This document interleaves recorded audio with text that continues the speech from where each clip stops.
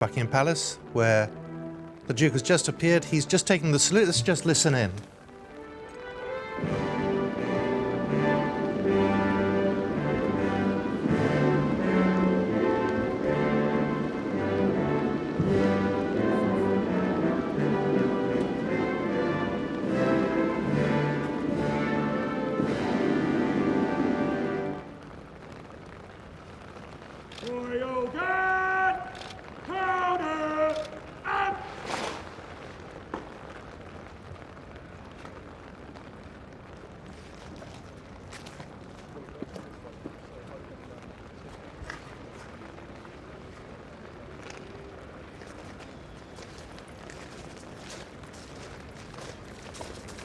So at the age of 96, the Duke of Edinburgh undergoing his final official engagement.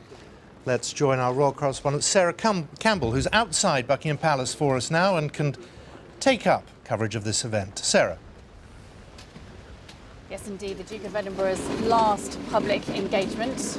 There you are in the forecourt of Buckingham Palace. This is the Captain General's parade. He is, of course, the Captain General of the Royal Marines and has been for 64 years.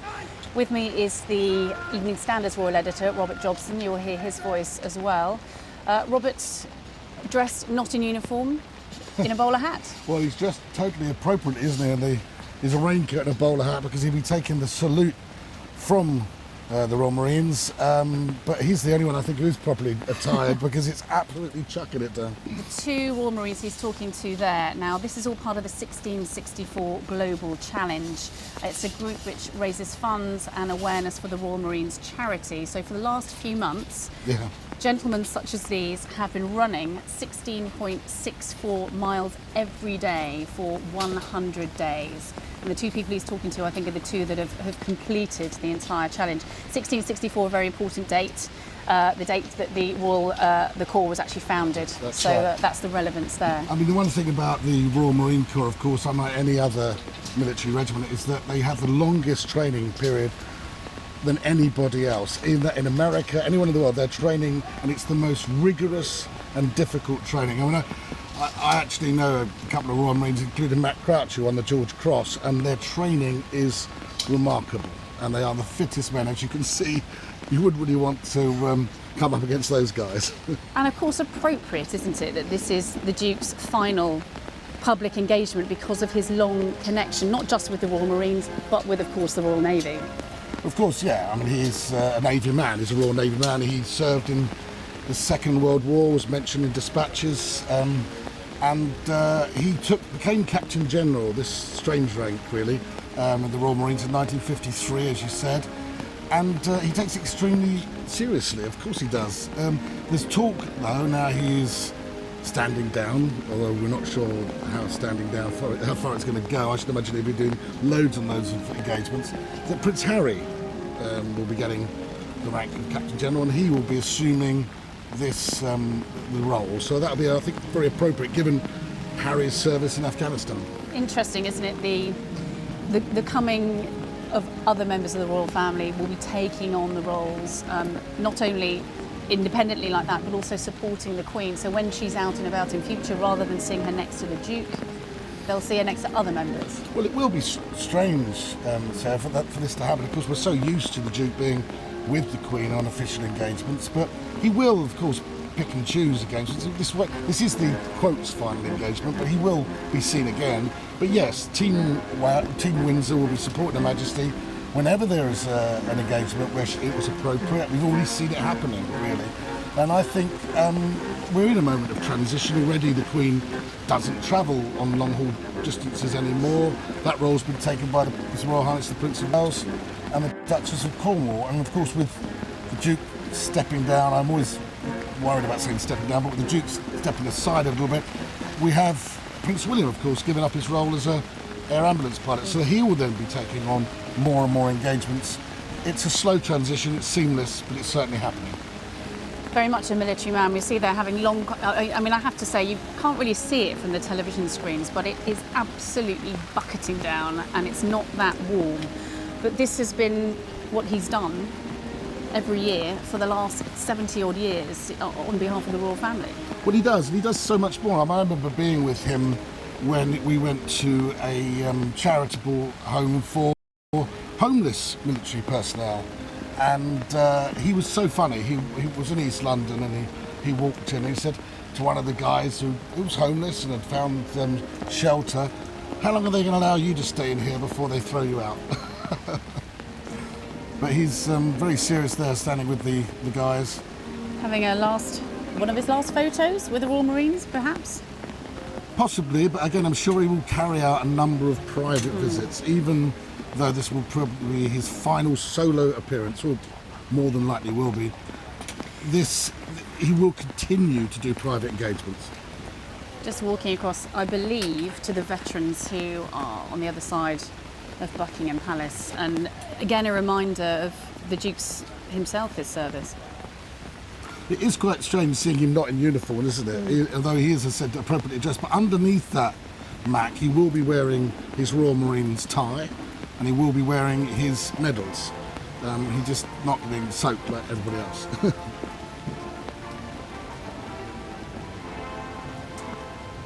The royal family in general is somebody very important to the military. I mean, you can see the conversations, they are chatting to him. He's an important man in their lives. Well, he's the top man, really, as Captain General, but of course the royal family is intrinsically linked to the military. Her Majesty, as sovereign, is the Commander-in-Chief, so therefore it has to be almost run like a military operation, and that's why the Duke and the Queen are very rarely late. Do you think he'll miss all this? The rain? What, the rain? The chats? It's, but I guess he would say probably a funny old job for the last 70 years. He's known for perhaps making some off-colour remarks, but he would say what? It's part of breaking the ice. Well, in all honesty, I mean, I think that's a bit of a tabloid or newspaper story that most of them are taken slightly out of context, and yes, he makes remarks just to break the ice, and the newspapers half report it and get it. I've done my fair share of that myself, but I think it gives them a page lead. He understands the situation, but in all reality, the Duke, when he swore to be the Queen's liege man in life and limb at the coronation oath, he's done that. He's done a remarkable job and served not only his wife, Her Majesty, but the country brilliantly, I think, and is such a dedicated person.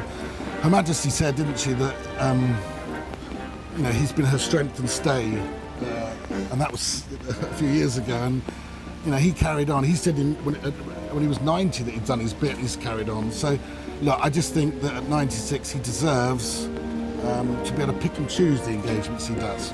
And that's really the difference, isn't it? It's not that he's completely going to be not in the public eye, but it allows him control over the diary, which is set in stone months in advance. Well, that's the truth. I mean, the reality is, and it's a newspaper story. I'm not knocking the newspapers, but every time the Duke didn't turn up for something, they would say, why is he not there? Is it a medical issue? Now that becomes rather dull for the Duke.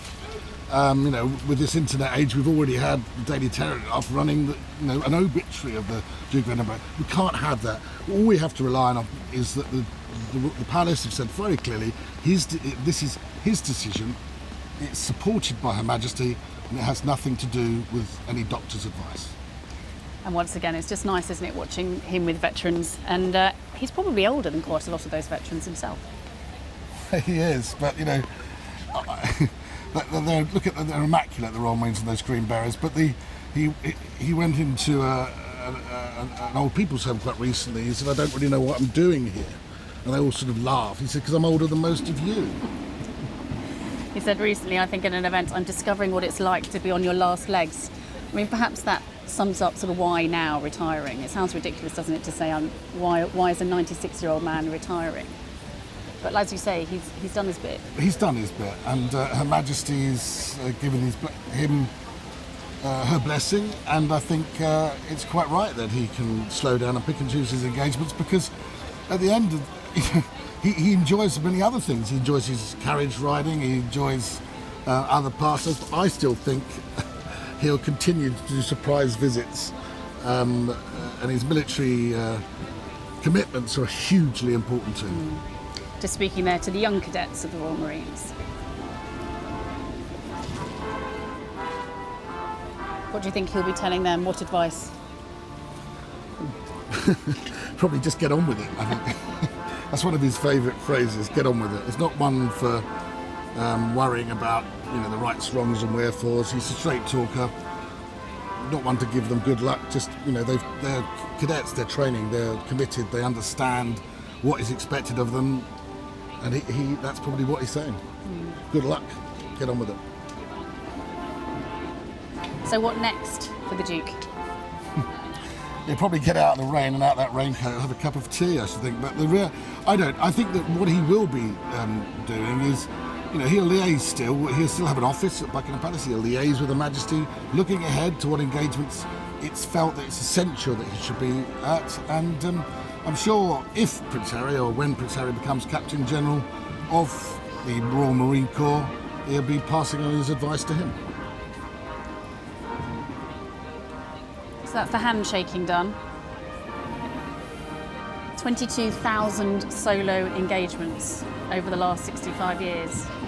He's remarkably fit as well. I mean, he carries out, people wonder, a lot of his uniforms and suits and things are the same suits he's had for many, many years. And he carries out, as best as he can, the Canadian Royal Air Force exercise regime, which is remarkable, isn't it, for a man of 96?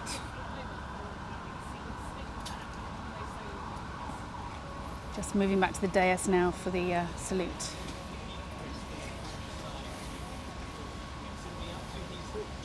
That, of course, because he's taken the salute, that is, of course, why he's wearing that bowler hat, because he's not in military uniform.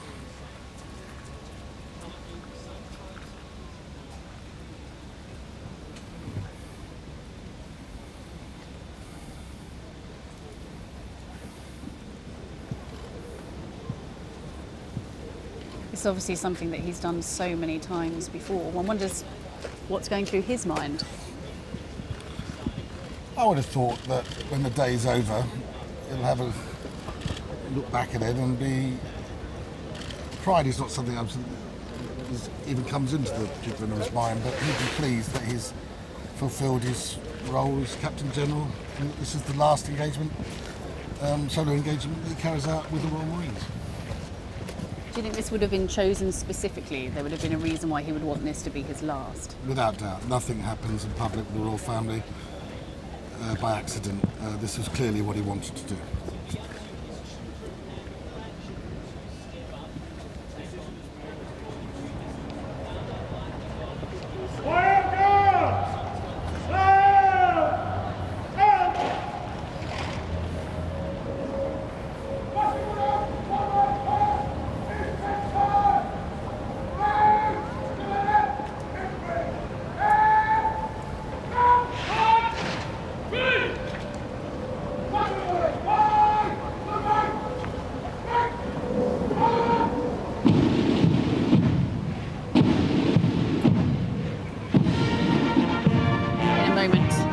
Three cheers for the Duke.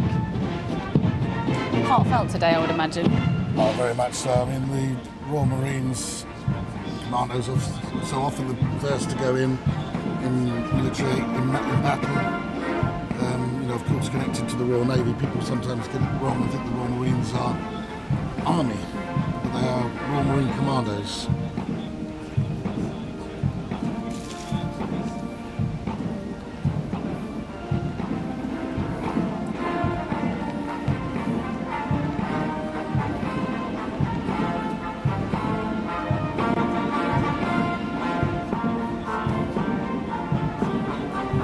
As we said earlier, a very personal connection with the Royal Navy for the Duke.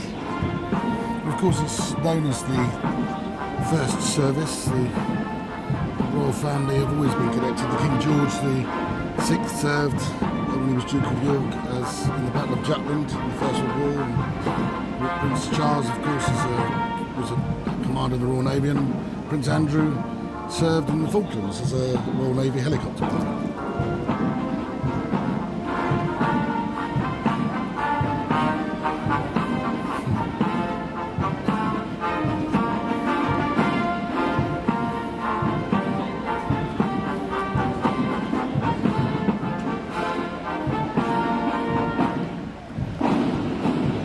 crowd outside, what you can't see on the television screens, the crowd outside, lots of umbrellas. A significant moment? Historical moment, I think. This is the longest serving consort to a monarch in British history, stepping aside from his official solo engagements. A very proud moment for him.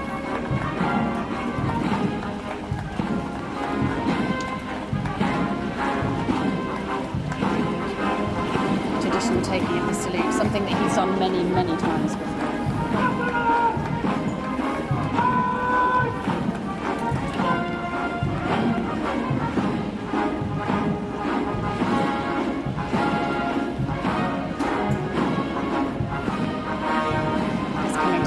Parade now.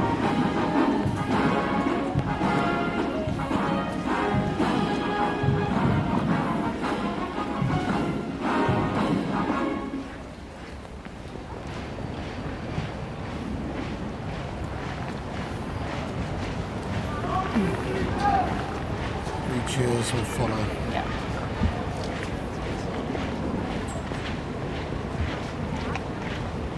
Rain continuing to fall.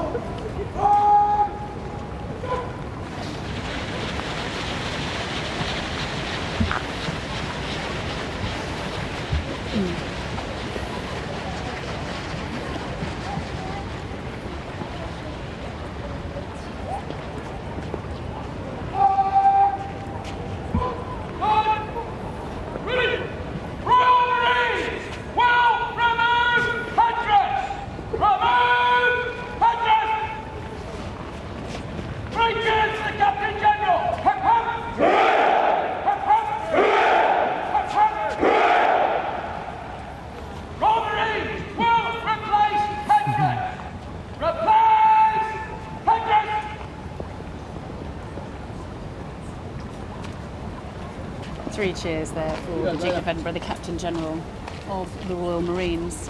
His very last public engagement coming to an end.